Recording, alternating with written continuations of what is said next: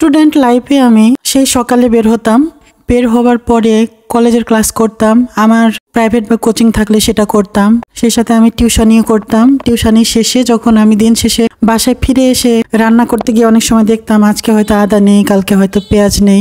ওই ক্লান্ত শরীরে আবার গেটটা খুলে নিচে নেমে কেনাকাটা করে উপরে ওঠাটা আমার কাছে বিশাল কষ্টকর হয়ে যেত। তখন আমি মানিয়ে নিতাম, চালিয়ে নিতাম আর কি। তো ওই সময় আমি অনেক রকমের রান্নার পদ্ধতি আবিষ্কার করেছিলাম, অল্টারনেট হিসেবে একটার পরিবর্তে আরেকটা কিভাবে ইউজ করা যায়, এবং কখনো খারাপ লাগেনি, সবসময় ভালো লেগেছে খেতে। বর্তমানে একটা বাংলাদেশি ইস্যু, পেঁয়াজের দাম অনেক বেশি বেড়ে গেছে এবং এটা প্রায় সময়ে হয়ে থাকে। পেঁয়াজের দাম বেড়ে যাওয়াতে অনেকে হতাশায় পড়ে গেছে, রান্না করবে কিভাবে। তো আমি আমার সেই স্টুডেন্ট লাইফের আবিষ্কার করা সেই পদ্ধতিগুলো এখনো অ্যাপ্লাই করি। সে পদ্ধতিগুলোর মধ্য থেকে একটা পদ্ধতি যে পেঁয়াজ ছাড়া কি করে রান্না করা যায় সেটা আজকে দেখিয়ে দিব। আমি বেছে নিয়েছি ব্রয়লার মুরগি, কারণ অনেকে ভাবেন যে পেঁয়াজ ছাড়া ব্রয়লার মুরগি একেবারেই রান্না করা যাবে না, সেজন্য আমি ব্রয়লার মুরগিটাই বেছে নিয়েছি। চলুন কিভাবে পেঁয়াজ ছাড়া রান্না করা যায় সেটা আপনাদের দেখিয়ে দিই। প্রথমে টমেটোগুলো কুচি কুচি করে কেটে নেবেন।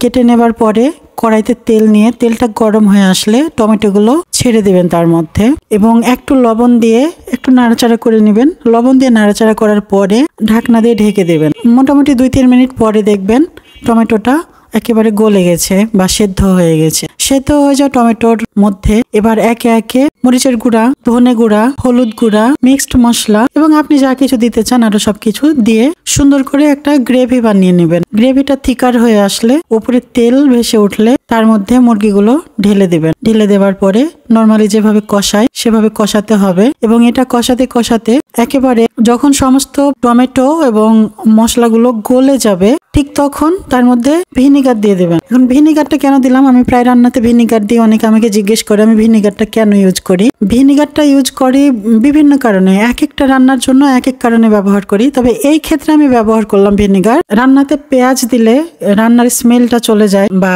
যেটা রান্না করছি সেটার স্মেলটা চলে যায়। তো আমি সেই স্মেলটা দূর করার জন্য এখানে ভিনেগারটা দিলাম। ভিনেগার দিলে মুরগির যে একটা আষ্টে গন্ধ আছে সে গন্ধটা থাকবে না। আর কাঁচামরিচটা আমি রান্নার শেষে দিই, কাঁচামরিচের একটা স্মেল আসে, সেই স্মেলটা আমার খুব পছন্দ এবং স্বাদটাও অন্যরকম হয়। এবার আরো কিছুক্ষণ নাড়াচাড়া করে কষিয়ে নেবেন। কষিয়ে নেবার পরে যারা ভুনা খেতে চান তারা এখানে শেষ করে ফেলবেন রান্না। আমার আসলে খেতে ইচ্ছে করছিল এভাবে ভুনাটাই, কিন্তু অনেকেই বলবেন যে পেঁয়াজ দিয়ে রান্না না করলে, শুধু টমেটো দিয়ে রান্না করলে তো ঝোল করা যাবে না, তাই আমি তাদের দেখানোর জন্য ঝোলটা করতে হলো আমাকে। এবার যতটুকু ঝোল রাখতে চান ততটুকুই পানি দিবেন। পানি দিয়ে আরো কিছুক্ষণ জাল দিয়ে নেবেন।